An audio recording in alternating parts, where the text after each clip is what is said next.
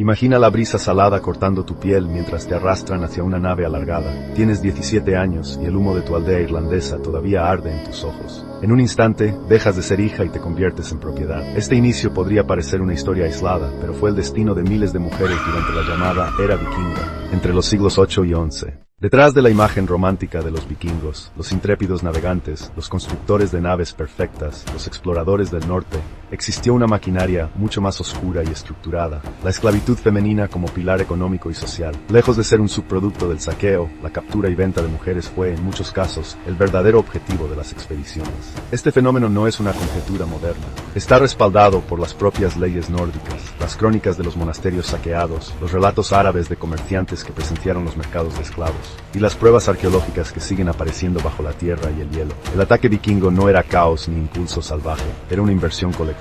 Jefes y socios financiaban las expediciones, construían naves, compraban armas y esperaban beneficios. El botín más rentable no eran los cálices de oro, sino los cuerpos humanos. Sus barcos de escaso calado y gran maniobrabilidad les permitían remontar ríos y atacar pueblos situados muy lejos del mar. Los cronistas irlandeses registran una frase repetida hasta la fatiga: una gran cantidad de mujeres fueron llevadas al cautiverio. Era la descripción de un patrón económico, no un accidente. Las víctimas eran elegidas por su utilidad. Monasterios indefensos, aldeas pequeñas, comunidades campesinas. Cada ataque terminaba en fuego y humo, y cada retirada cargaba con el recurso más valioso del norte: mujeres jóvenes, fuertes y comerciables. Capturada, una mujer dejaba de existir como persona. La palabra nórdica thrall, de donde proviene thrall, designaba tanto al esclavo como al objeto. En los códigos legales, los esclavos eran mencionados junto al ganado, su valor se calculaba en plata, su vida carecía de protección legal. Un amo podía matarlos sin castigo, y los hijos nacidos de esclavas heredaban la misma condición, asegurando la perpetuación del sistema. El viaje hacia el mercado era una travesía de terror. Las víctimas marchaban atadas, embarcadas en naves abiertas, sometidas al frío, al hambre y a la enfermedad. Muchas morían antes de llegar.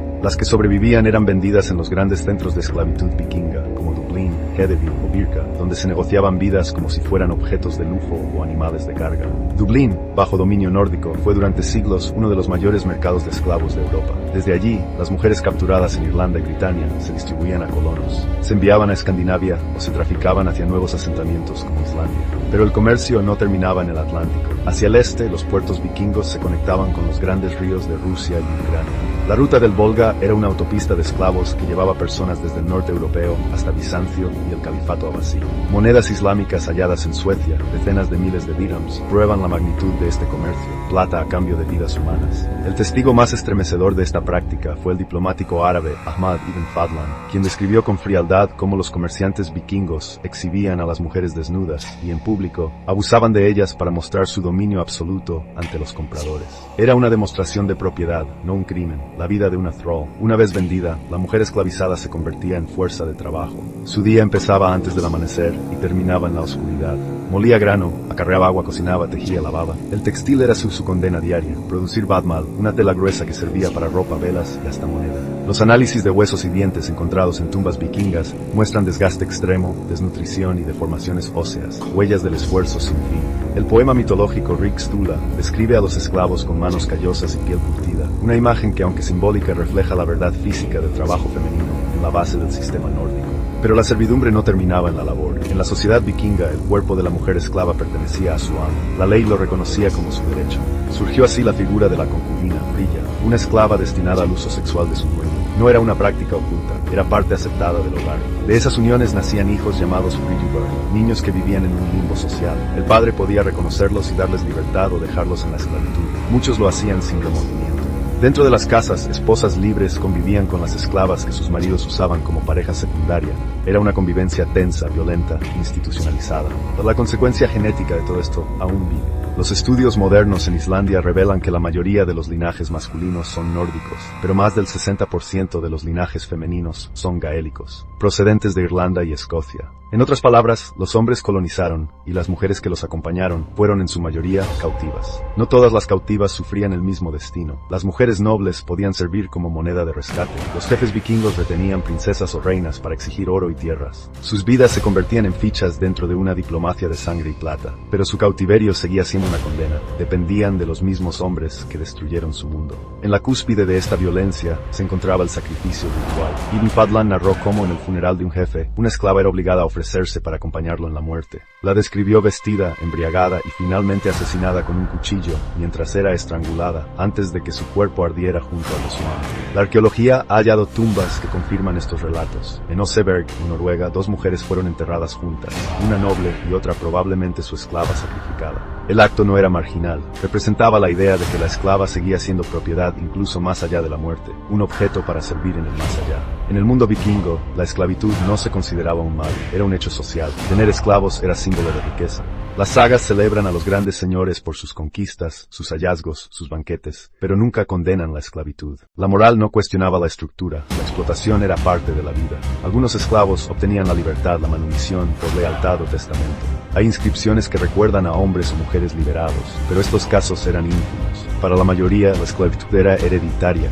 Nacían y morían dentro de un ciclo total. Con la llegada del cristianismo, la esclavitud de cristianos fue oficialmente condenada, aunque no eliminada. Simplemente cambió de rostro. Los esclavos ahora provenían de pueblos paganos del este. Con el tiempo, la esclavitud abierta dio paso a la servidumbre feudal, donde la dependencia se ligaba a la tierra y no al cuerpo.